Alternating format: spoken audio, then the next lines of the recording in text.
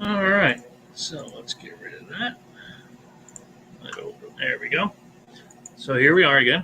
Uh, Back in, we're going to talk a bit about games, comics, and other stuff as we do. I wanted to start off. Last week we were out camping, and I don't really think I gave the game a fair shot. Um, so I wanted to take another look at it, and especially after reading it. But it is, of course, the Zombicide Chronicles here. So yeah, when I got this, we read it a few times, and there were some things that were a little bit confusing. But after reading it this last weekend, it's not a hard game to learn at all. Uh, Let me just bring up the share the screen here window. I think the not even difficult. I'd hesitate to say difficult, but the more time consuming bit of it is just getting how to say it's getting used to the character thing because it's a lot different than um, other character creation things that you might be used to. For instance, you're probably used to the way D&D does things with all their stats and um, so on. But here, why is StreamYard not letting me share anything? It'll let me. There we go. No, then it takes it away right away. No, I'm just gonna punch it. Yeah, that is the strangest thing. Let me try to open it up in Chrome.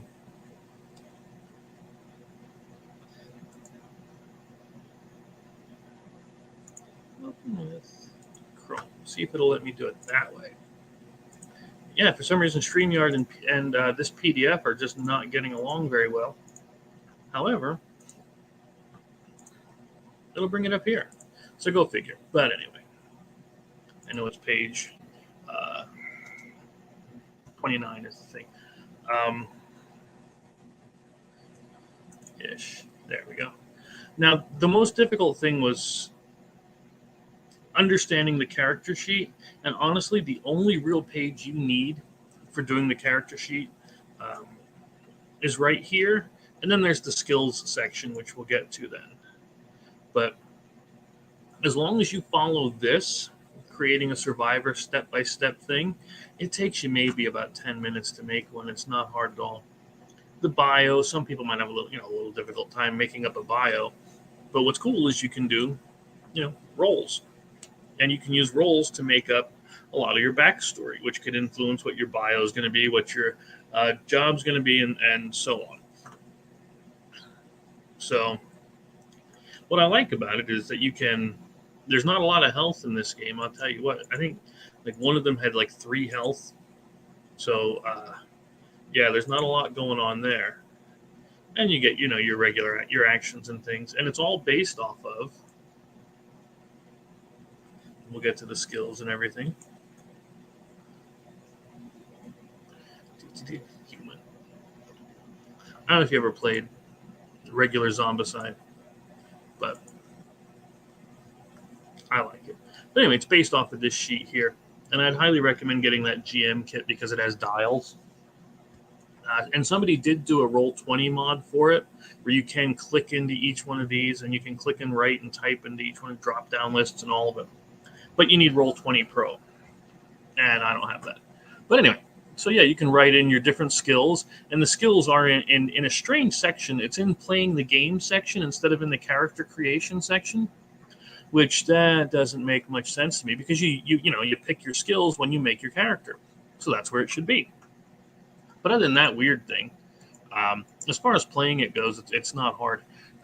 Whenever you want to do something, you check what kind of action it would be. So if you want to be sneaky and scout around, there you go. You want to try to fix something, here you go. What you'll do is you get 1, 2, and 3 up here, and you can put 1, 2, and 3 in any one of these slots. So for instance, if you put 1 in brains, you're not going to have very many brains. You put 1 in muscle, you're going to be weaker. 1 in grit, etc., etc. Then you put 2 in the other one and 3 in the other one, depending on which way you wish to go. And then I forget the exact ratio of numbers you get here, but you get to put between 1, 2, and 3 in here as well. And when you do a check, all you do is you do a cross section. So if you would do brains, if you want to try to sneak, that's your brains and your athletics. So you'll add those dice together, and that's how many you're going to roll. You're hoping for a 6 or they call it a Molotov, but it's a 6. And if you underline this, because when you make your character, you can underline 4 skills, and those are your favored skills, the things you're really, really good at. All that means is you get a +1 die. Really, it's not that hard. And what's really cool is you can use the cards from the game as the cards here, because they've written the rules around the symbols and numbers on the card. Stress is, let's say you roll a 4 on a die or a 5, you can use stress to increase the number by 1 for each stress you spend. And you'd have a stress limit. Usually it's around 8. I forget which number it is, but it's in that character section that we were looking at. Hit points, again, is a derived stat, they call it. It's a combination of grit and probably survival. You add them together. We can go back up and check. Make sure you can still see. Yeah, everything's good there. There we go. Yeah, stress is your brains and grit, and then multiplied by 2. So yeah, you can, and you get that back when you do the settlement part, because you get to rest and get it all back. Hit points is grit and muscle. So you just add them together. So if you want somebody with high hit points, you're going to have somebody with high grit and high muscle. But then you'll be lower in other things. So, but yeah, if you look here, the skills that you need to make your character should be up here, you'd think, with the survivor section. But they put it down here. Same thing with gear. Because gear, you're going to be, using a chainsaw, baseball bats, and so on in order to kill the zombies. And that's what it pretty much is it's a zombie killing thing. This is, you will have opportunities for interaction with other people, which is nice. But mainly this is about, going out and killing zombies. And I don't understand. Somebody once said that it was difficult to use the tiles and the figures with it. But after reading it again, because it had been a long time since I read it, after reading it again, honestly, everything is based on range and zones. Because like you see here, range 0. Well, that's the square you're in on the tile. Okay, and because it's melee. But anyways, range 0 to 1 means the tile you're on, or the square you're on the tile, and then the next one over, the next square, over either side of you. So I mean, it's using the exact same stuff from the game. And what's nice is this accuracy thing. Remember when we said you could use adrenaline to increase the die number? Usually it starts at 4 for every test, but some weapons will have a different accuracy number. So like this one here, you can only use the submachine gun if you roll a 5, because you're rolling a bunch of dice with it. You're rolling extra dice. So, yeah, and that's the other good thing about weapons and tools and stuff, is they will give you extra dice to whatever check you're making. So if you're making a melee check, let me see if I can find the character sheet again really fast. There it is. So yeah, so if you're doing a fight check, which is the melee stuff, you'd add your muscle and your combat together, plus whatever weapon you have. And you just roll that many dice. And if you ever roll more than 6 dice, you're rolling what's called mastery dice, which all that mastery does is it says, if you roll a 1, the Molotov cocktail thing, or the zombie head, because rolling 1 is bad, obviously. If you roll a 1 on a mastery dice, or you can re-roll it. But if you get mastery on the other stuff, well, you're still in trouble. And if you ever roll more 1s than 6s, you've failed. But even if you roll more 1 or more 6s, more good stuff, if you roll any 1s, you still get a little bit of trouble. Something bad does happen. So nothing ever goes absolutely perfectly. But yeah, the book's nice. It has some detail about the different parts of the city, and the shelter sheet, um, it's that's still a bit on the confusing side. Is what you do really during the shelter, but it's because it seems more like it's just downtime and looking for rumors and then getting and storing stuff. So it's not hard. It's just it's something that's different. It's something that we haven't, I haven't anyway, really played before. So yeah, you can get extra rules. You can get ways to change it to make it more difficult, to make it easier. And here's leveling up. So whenever you do things, of course, you're going to get experience points. And if you get 20, you gain a new skill. 40, you get this. Okay, all the way up to 160. But what's nice is you can still go up above level 8 if you wish, because if you notice it starts over. Proficiency, I should say skill, favorite action, skill, attribute. Skill, favorite action, skill, attribute. You see the pattern. So if you go to 9, well, you just start up here and you get add 1 to a proficiency and get a new skill. Now they can't go above, I think, 6 or 10. Which one? I don't remember off the top of my head. But anyway, yeah, it's not hard. It's something I'm going to try to film us playing. See if, because the boys want to play, and so I'm going to see if maybe they want to get in. All right, so that was that one. So yeah, that's neat. Break these things up into segments. That's pretty cool. We do have a giveaway at the end. We're going to announce a giveaway, so stick around until then, and we'll get to it. So let's see what we want to do next. Next, we're going to do, because we only have 9 days. Believe it or not, it's only 9 days left for the Slaughterville comic, book 2. Of course, you can still get book 1. You can get everything you need for it. Oh, I'm sorry, 8 days now it went to. So even less time to get it. We have 53 backers, over $1,300 on it. So we're doing pretty decent. And then hit that handy dandy share. I talked to StreamYard. I said, look, you guys need to get that where you can quick switch tabs. That would be real useful. Are they going to listen to me? No, of course not. But it would be nice. So, before we get into that one too much, let's play this.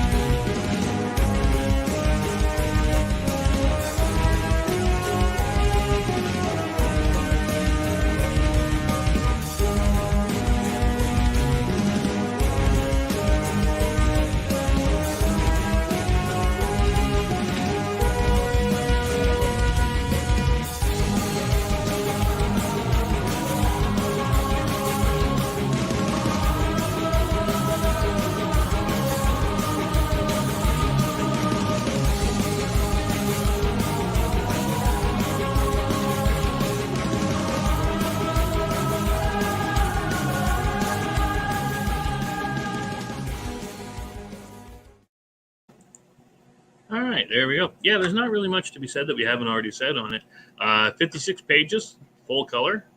If you like the horror, the action, and the adventure-y stuff, jump on in, grab it. I've made 10 different projects, backed a bunch more.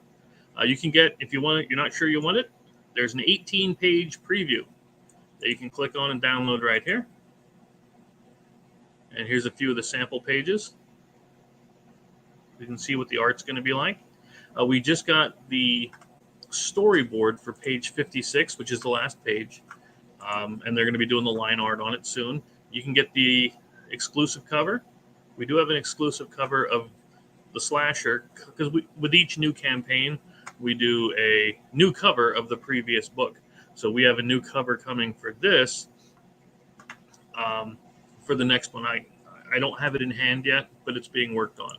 And the same thing, we also have a new a cover made in the process of being made for the Cannibal Rednecks, which is the next book. So I'm pretty excited to show those as soon as I get them. This is the exclusive cover for the first book that's on this one. There's only going to be 50 of them. So if you want one, get one now. And I swear to you, there's not even going to, let's say, I shouldn't say there's going to be 50. There's going to be as many as we need from this campaign. And once they're made, once that's it, I'm not making any more. So if only 10 people get them, we're making 10. That's it. Well, maybe 11 because I want one. So, yeah, if you want to get that exclusive cover, Naked Luke Stone Beast Within variant right here, jump on in and get it. You can also get the games. I have Slaughterville 2 up in stock. I have, you'll get all of the expansions with it. The director's cut is actually shipping now. I didn't even notice that the H got erased off there a little bit. And yep, we have book 1. I still have a few of these left in hand. But I mean, I'll just print more of the A cover and I'll put the second printing in it. So we'll see that. And there we go. That's it. I have the metal cards sitting here for whenever we're ready to get those. But other than that, that is the Slaughterville graphic novel. Jump out, grab it, let me know what you think. Okay.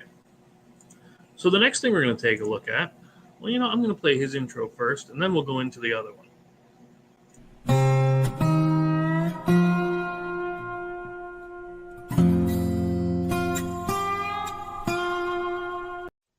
The sun peeks over the horizon. Your excitement builds.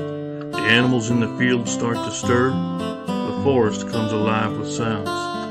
The sunlight glimmers off the lake, and the mountains start to shed their morning fog. So load up your favorite ammo, grab a few buddies, and head out to make some memories. And tell the rest of the world that you've gone hunting. Gone Hunting is a 1 to 4 player game of family fun where you build a unique hunting ground, scout different animals, buy weapons and gear, and roll dice to hunt. Complete objectives and try not to miss. So let's load up the truck and back Gone Hunting today. See you in the field.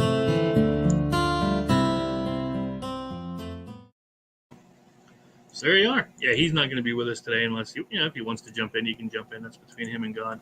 But yeah, we're doing Gone Hunting. That's coming. In fact, we're ending the comic book on September 11th, and then a week later, on the 18th, is when we're going to launch Gone Hunting, and we're hoping to do it on location at a store near here.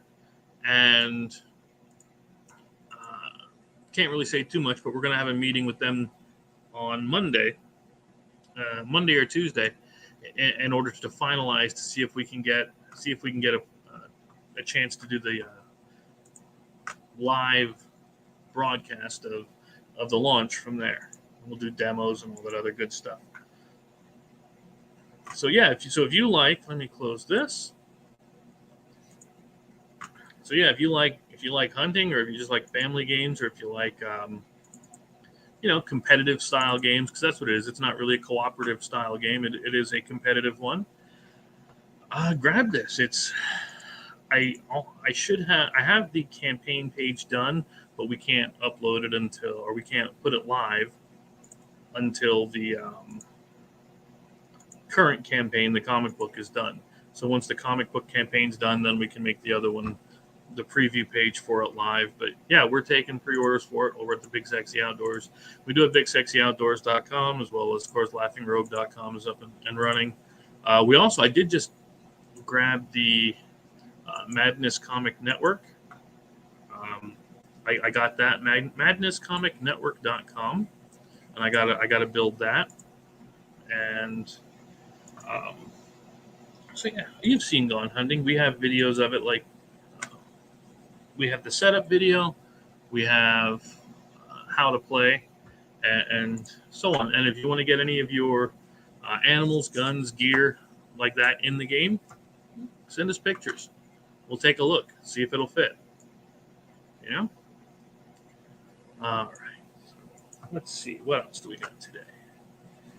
We did that one. We did that one. One of the companies that I've been, I talk to them once in a while, and they're good people. At least from what I talk to them anyway. I've seen some really bad ones out there. Unfortunately, there are some Kickstarters out there right now that they're not going to send. They're not going to deliver, and you know it. They know it, but they won't admit to it. But this one has always delivered on it, and even if I didn't like everything they did, Everything Epic put out Librarians. I liked that show. I saw that back when it first came out, the first movie and everything. With that's probably not good. But yeah, Quest for the Spear. Had to get that one. But it's a neat little deck building adventure game where it says deck building. I don't know if I'd call it so much a deck builder. Definitely uses decks, and there's some cards you could swap in and out, but it's kind of clear which cards should go with which character. Because you pick a character, you set up a deck with them, and they do have starter decks that it tells you which cards you should use. And it's based on the Librarians movies and show and so on. But you how to say, it reminds me a lot of, because it's an adventure card game. Of course, it reminds me a lot of the Arkham and Lord of the Rings ones, where you're trying to beat missions while something bad is happening, and they're trying to I forget what they call it in here. Starts with a D, not that. And so yeah, but yeah, it even reminds me a little bit of the Marvel Champions. In that, again, you build your deck ahead of time. There's no deck building in the actual game, which is what I would call a deck builder. Is when you're buying cards, you're building your deck as you go. You have a starter deck and so on. So yeah, I don't. Do they call it a deck builder? They may have, but I know it's an adventure card game. Yeah, I don't see where it says deck builder on there. So yep, adventure card game. You build your deck ahead of time. Use that as your character and their abilities, and yeah, I'd recommend it. Not just because I have it, but I mean, it's pretty fun. Would I pull this out constantly? I don't know. I don't know about that. I mean, I would probably grab their Agents of Smersh, and they did Big Trouble in Little China. Definitely recommend those. But I know I'll pull it out. I know I'll play this one, but I don't know if I'll play it all the time, or if it's like a yearning. Like I have. Where in the world did I put that? Oh, Touch of Evil, Dark Gothic. And that's kind of. Move the hard drive. Oh, hard drive. Speaking of things I never pull out, you can see Descent here. I haven't played it yet. Never played it. In fact, here's the figures for it. Put them in here, open everything up. That was that. But this dark, it's based off of Touch of Evil. Okay, that's done by Flying Frog. There we go. See if you can see it here. Yeah, and it's got quite a few of those mini expansions that they like to do over there at Flying Frog. But this is one of my favorite deck builders. I just, I like Touch of Evil, of course. Why the hell do I have? Why do I have this with it? I don't know. I don't know. That's why I stopped drinking. But it was neat because they come up with little supplements, and I laminated it. Like this is a campaign thing. It's kind of neat. I've had it for a while. I did get their colonial horror expansion as well as, of course, the base game. But you'll pick characters, right? Just like you would before, and you'll build a starter deck. And this one does have the build your deck as you go. But I liked it because it has enemies and things in the main deck. So the things you're going to be fighting are inside of this main deck. and each one is going to have challenges for you to complete. Like that's the little circles here, the little numbers in here, and if you beat that, you can, you know, get the good stuff, or you buy it, you can get the good stuff. Like you can spend 2 of the green and 1 of anything, and you can grab this pistol. And every time you play the pistol, it gives you I think they call it combat in here. Just so many different things, but they do it. They have enemies that come along. They have, yeah, here's one. Kind of looks like Crom a bit. You know, I should show that one to them. And they have events like murder and so on. But it's neat. But what else is really cool is not only do they have, you know, quite a good number of characters here for you to play, and I usually play with 2. I double hand it. I'm a dice person, so I did buy the extra dice. I think that's all of them. Yeah, I only need 2, so I only ever play with 2. But they have neat secret cards that you can have bad things happen to you. But each monster is either a level 1, a level 2, or a level 3. So you pick one level 1, one level 2, one level 3, and then you face them in order. And they're going to have different win conditions on them, like what you have to have in order to kill them, plus what if there's global effects and so on. And again, another thing I didn't like. One thing I didn't like about it, and that's why I ignore it because I play by myself, is that each card has victory points, so you can see who won at the end, right? But it's not, to me, it's not who won at the end. It's did you win? You know, because you can lose if this thing called the Shadows fills up, and I think it's 10 cards. Yeah, I believe it's 10 off the top of my head. And if that thing is ever full with the 10 cards, well, then everybody loses. So if everybody loses, everybody should also win at the same time. That's one of the other reasons I don't like Legendary. Like Marvel Legendary. The only Legendary stuff I like is the encounters, and even then, and I have that over there, I'm not getting up to get it, so I just don't want to. The only one I really like is Legendary X-Files. That's the only one I've kept throughout all of them. Firefly. I never even bothered with James Bond, and so on. But the Legendary Encounters are the ones I like.